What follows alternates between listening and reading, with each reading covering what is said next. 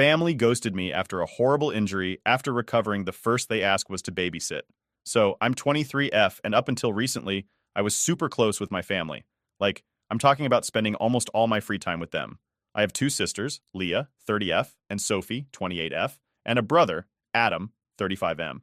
They all have kids, four total between the three of them, and for the longest time, I was basically their favorite aunt slash babysitter. I loved their kids, though. Don't get me wrong, I genuinely did. And honestly, I didn't really mind helping out. I didn't have a social life or anything. So when my siblings needed me to take care of the kids, I was all in. It felt like I had a purpose, you know?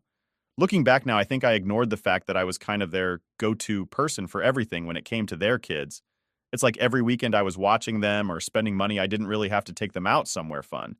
My siblings, by the way, all have way more money than I do. Like, they're all pretty well off, especially Adam. He's got this fancy job and all that, but somehow I was the one always footing the bill for the kids' toys, snacks, trips to the movies, you name it. At the time, it didn't bother me. I thought I was just being a good aunt. But now that I think about it, was I being a good aunt? Or was I just letting myself get taken advantage of? Anyway, things were going fine for years. I was babysitting all the time, going to their school events, taking them out on weekends so my siblings could have their own time off. I didn't have much else going on, to be honest, so it filled that gap in my life. I didn't have a big friend group, wasn't dating anyone seriously, so the kids were kind of my world. But then, everything changed about a year ago. I had this freak accident. I tripped over something stupid in my apartment. I think it was a laundry basket or something.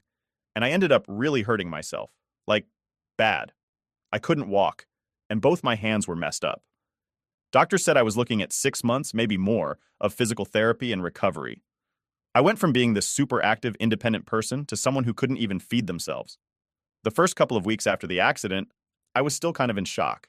I couldn't believe this was happening to me. But I figured, okay, my family is going to help me out, right? I mean, I was always there for them, always stepping up when they needed me. Now it was my turn to lean on them a bit. Boy, was I wrong. I was in the hospital for a couple of days after the accident, and I remember Leah came to visit me once. She stayed for like 20 minutes, and that was it. Adam? He texted me like, "Hey, heard you fell. Sucks, get well soon." Sophie didn't even show up at all, just sent a group text saying she was too busy with work but hoped I was okay. That's when the first red flag started waving in my brain, but I tried to brush it off, thinking they were probably just stressed or busy or something. I mean, they've got kids, jobs, lives. I didn't want to be that person who expected too much from them, right? Then I got sent home, and let me tell you, I've never felt so alone in my life. You ever try living by yourself when you can't even walk to the bathroom? Yeah, it's not fun. I couldn't cook, I couldn't clean, hell, I couldn't even brush my own hair.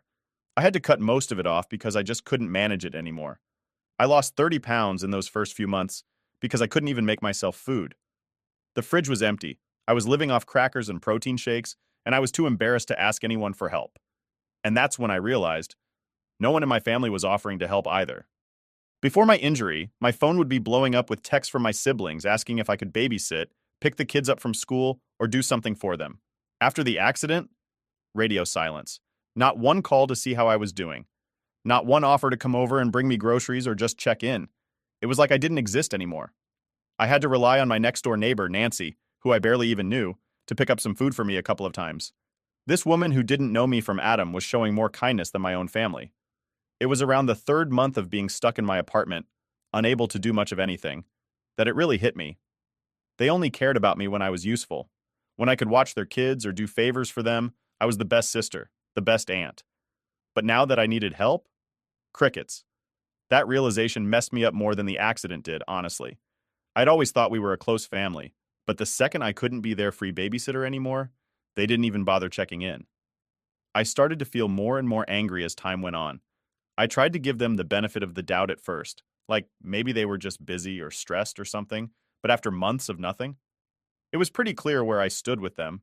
There were days where I just sat in bed, staring at my phone, hoping one of them would call, maybe just to ask if I needed anything or to see if I was okay, but they never did. And it wasn't just the physical pain that hurt. It was the emotional pain of realizing that I wasn't as important to them as I thought I was. All those years of me going above and beyond for their kids, spending my weekends and money, thinking I was building this strong bond with my family, it all just felt like a lie. By the time I started recovering and was able to walk again, I was mad, really mad. I started thinking back to all the times they'd called me up, asking me to watch the kids so they could go on a date night or take a break, and I realized they never offered me that same kind of support. Not once. It was like they just saw me as their built-in babysitter, and the second I couldn't fill that role anymore, I was useless to them. So, after everything that happened with my accident, you'd think my family would have realized how much they'd messed up, right? Like maybe they'd notice how distant I was being and at least try to make things better. But no, nothing like that. They were still acting like everything was totally normal, like I hadn't just gone through one of the hardest times of my life without them. After I started to get back on my feet, physically at least, I was still dealing with a lot mentally. I had all this anger just boiling up inside me. I didn't know how to bring it up without starting a huge fight, so I kind of just waited to see what would happen. But one thing I knew for sure, I wasn't going back to being their personal babysitter. That part of my life was over. Then one day, I get this call from Sophie, the middle sister. She's all casual, like, "Hey, the kids really miss you. Do you think you could take them for the weekend?" I swear I almost threw my phone across the room. After everything, the first time I hear from her is because she needs me to watch her kids? Not even a, "How are you feeling?" or, "We haven't seen you in a while. Are you okay?" Just straight to asking for a favor. Like, "Are you serious right now?" So I told her flat out no. I'm not babysitting anymore, at least not for a while. I figured that was the easiest way to start setting some boundaries, you know? I didn't want to dive into the whole "I'm mad because you abandoned me" conversation just yet, but I needed to make it clear things had changed. Sophie didn't take it well. She acted all confused, like she couldn't understand why I was saying no. She even tried to guilt trip me by saying how much the kids missed me and how hard things had been for her lately. Now, normally that would have worked. I used to be a total pushover when it came to them, especially the kids. But not this time. I stood my ground and told her that I needed to focus on myself for a while. She got all huffy and was like, "Well, I just didn't realize you were so busy now." Busy? I'd been recovering from a life-changing injury for months, completely alone, and now I'm too busy for her? That phone call pretty much confirmed everything I'd been feeling. They didn't care about me unless I was useful to them. After that, I decided I needed to have a real conversation with all of them. Like, sit them down and just lay it all out. I wasn't going to keep pretending like things were okay when I was still hurting, both physically and emotionally. So I texted Leah, Sophie, and Adam, asking if we could all meet up for lunch at this cafe we used to go to. I thought it'd be a good neutral spot to talk things out. When the day finally came, I was nervous as hell. I didn't know how they were going to react, but I knew I couldn't just keep all of this bottled up anymore. So we all sat down, and at first, it was just small talk. They were laughing, catching up, acting like nothing had happened. Meanwhile, I was sitting there, trying not to explode. Eventually, I couldn't take it anymore, and I just said, "We need to talk." That's when things got awkward real fast. I told them how hurt I was that none of them had been there for me during my injury, how they completely disappeared when I needed them most. I didn't hold back. I told them how lonely and abandoned I felt, and how it made me realize they only seemed to care about me when I was useful to them. I was shaking while I said all of this, but it felt good to finally get it out. Leah was the first one to speak, and her response made me want to scream.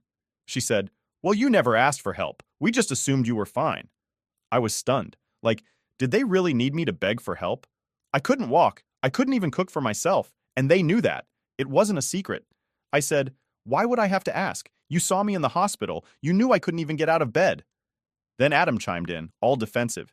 He said, "We all have our own lives, you know. It's not like we were just sitting around doing nothing." And that's when I lost it. I told them I had spent years putting their lives and their kids ahead of my own. I gave up my weekends, my money, my energy to be there for them, and the one time I needed something in return, they couldn't even bother to call. I told them I wasn't going to be their free babysitter anymore, and that from now on, I was setting boundaries. Leah looked pissed. She was like, "So you're just going to cut us off? You're going to punish the kids because we didn't check in enough?" That's when the guilt tripping really started. They kept bringing up the kids, saying how much they missed me, and how they didn't understand why I wasn't around anymore. But I wasn't going to let them guilt me into going back to the way things were. I told them straight up, "This isn't about the kids. This is about you guys treating me like I don't matter unless I'm doing something for you."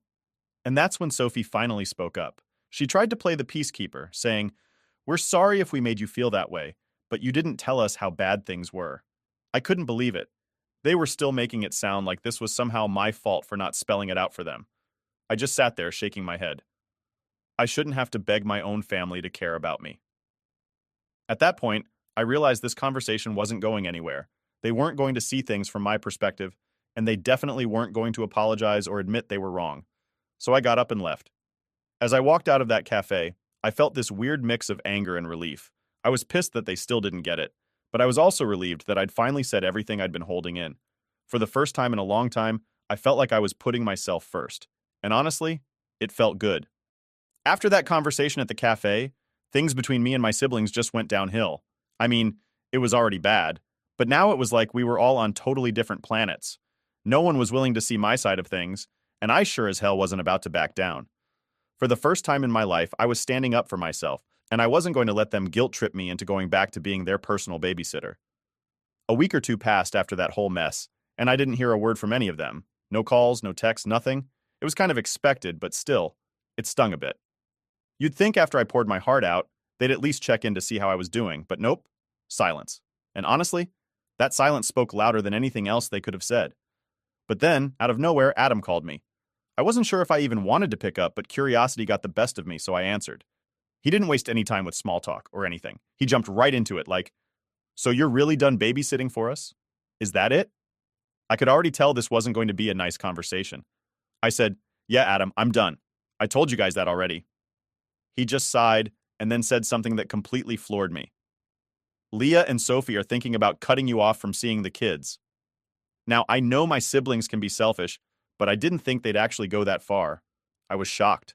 I asked him, "Are you serious? They're really going to use the kids against me because I won't babysit anymore?"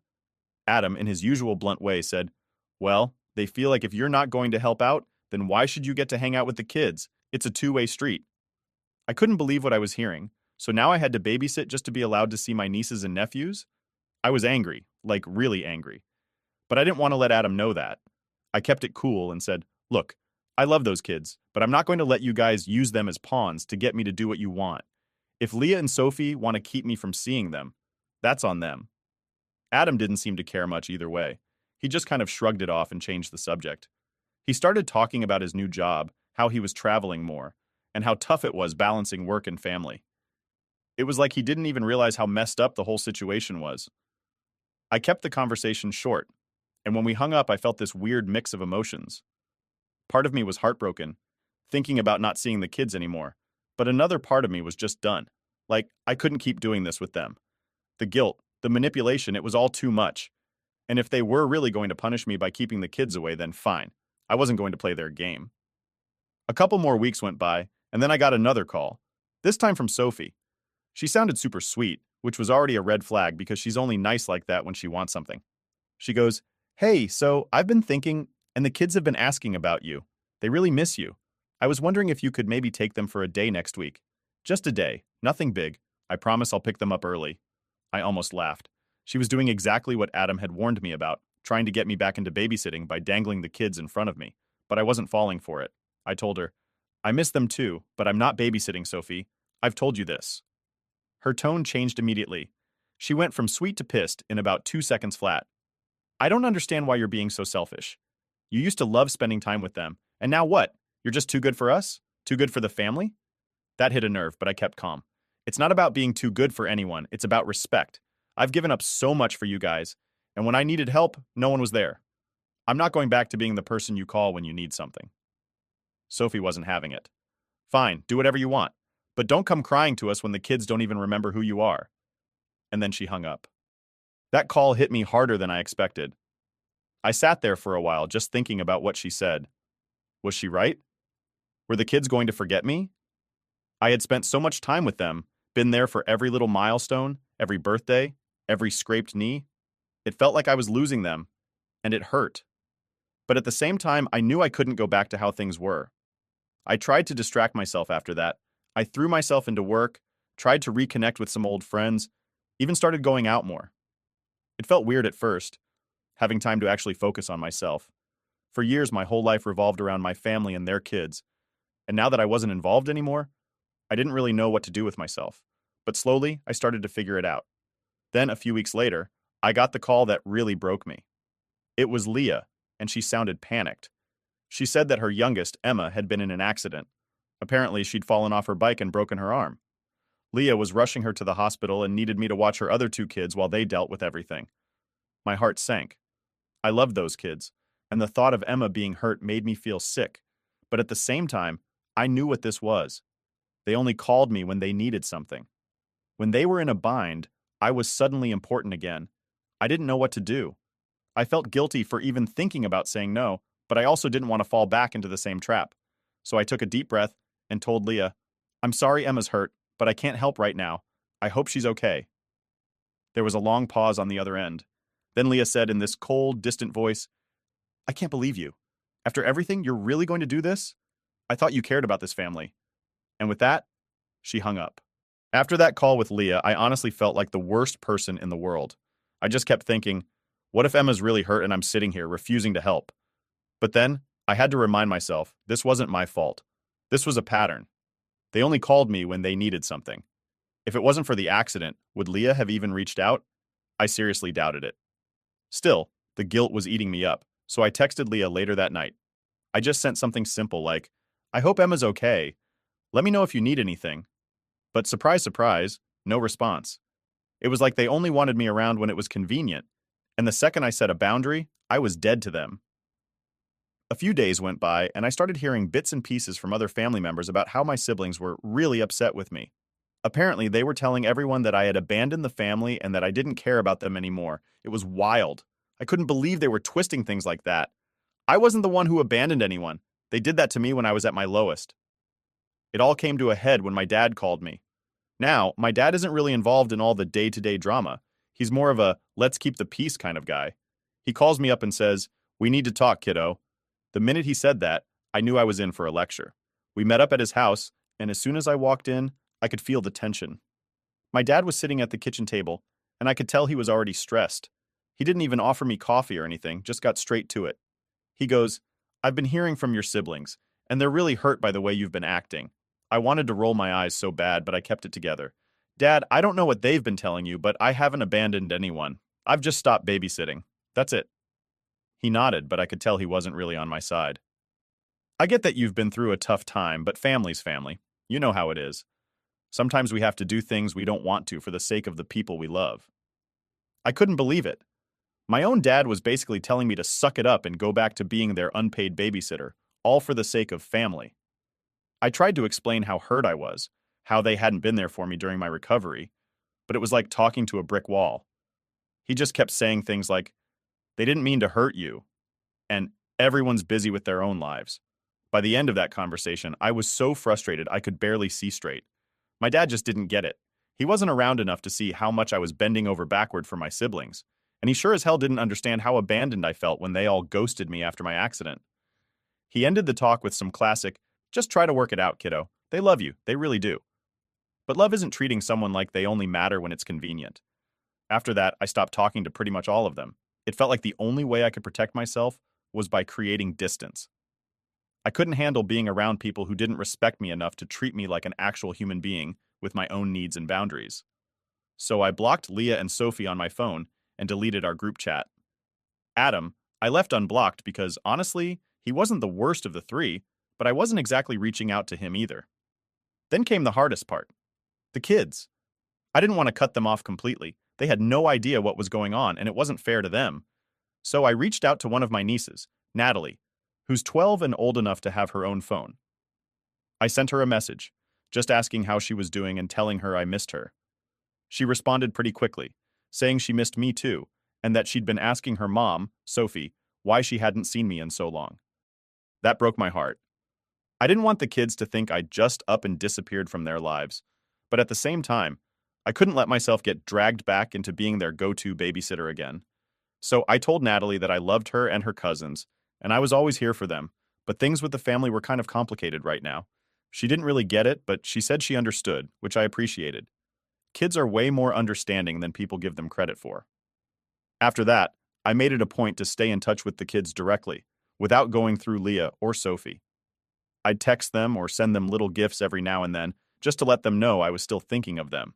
It wasn't the same as spending time with them, but it was the best I could do under the circumstances. A few months went by like that. I was still kind of figuring out who I was without my family constantly needing something from me. I started hanging out more with some coworkers, going to the gym again, doing things for myself. For the first time in years, I felt like I had control over my own life. But of course, nothing stays calm for long in my family. One day I get a call from an unknown number. I almost didn't pick it up, but something told me I should. Turns out it was Leah, using a different phone to call me since I'd blocked her. Real mature, right? She starts off with, "I don't know what your problem is, but you need to stop ignoring me." No, hello, no, how are you? Just straight to the attitude.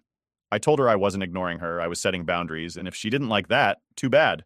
Leah wasn't having it. She started going off saying how the kids were suffering because of me, how they missed me, and how I was ruining the family. She even had the nerve to say, "You're being selfish. You need to get over yourself and start acting like part of this family again." That was it. I'd had enough. I told her, "You know what, Leah? Maybe the problem isn't me. Maybe the problem is that you all took me for granted for years, and now that I'm finally standing up for myself, you don't like it." She tried to argue, but I wasn't having it. I hung up the phone and blocked that number too. After that, I knew there was no going back. I wasn't just taking a break from my family, I was done. Done with the manipulation, the guilt tripping, the constant demands. If they couldn't respect me or my boundaries, then they didn't deserve to be in my life. And you know what? I didn't feel guilty anymore. After blocking Leah for good, I honestly felt like a weight had been lifted.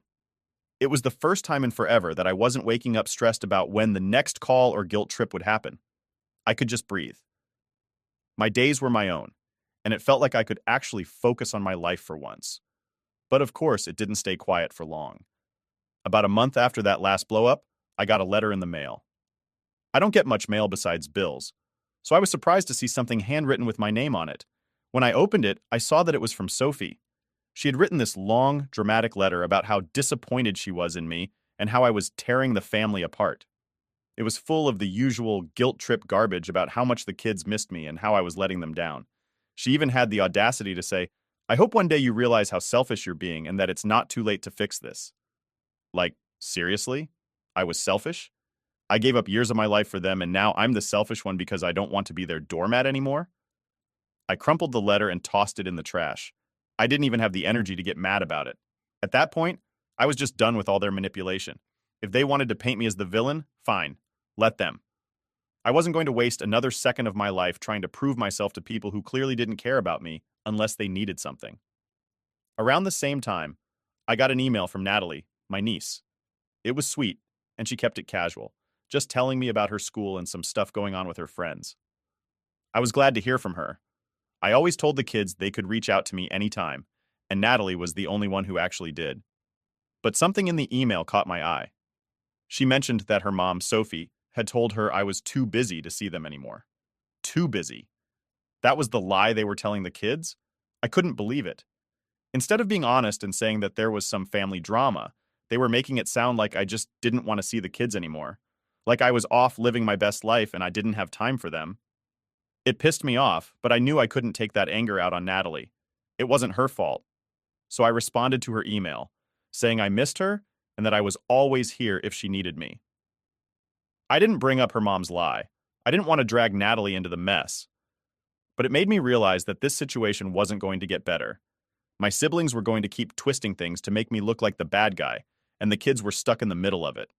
After a few weeks of stewing over it, I decided to make a final, clean break. I had to, for my own mental health.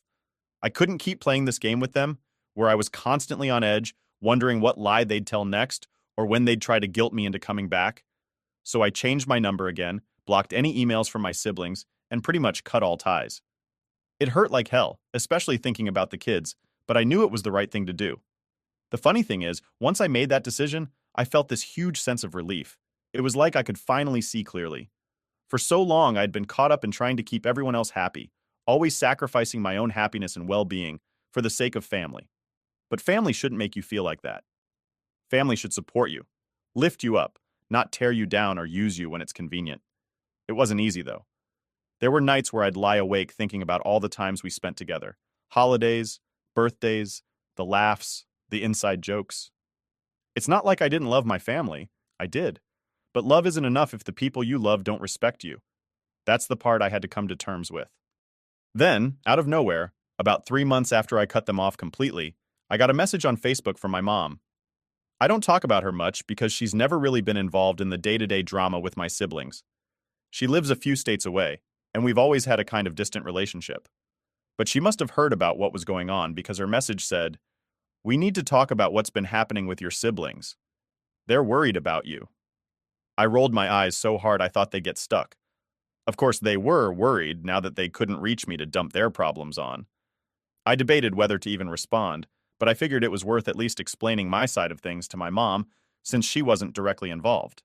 I told her everything, how I'd always been there for my siblings, how they completely abandoned me when I needed help, and how I had to set boundaries to protect myself. I didn't sugarcoat it. I wanted her to know exactly why I had made the decisions I did.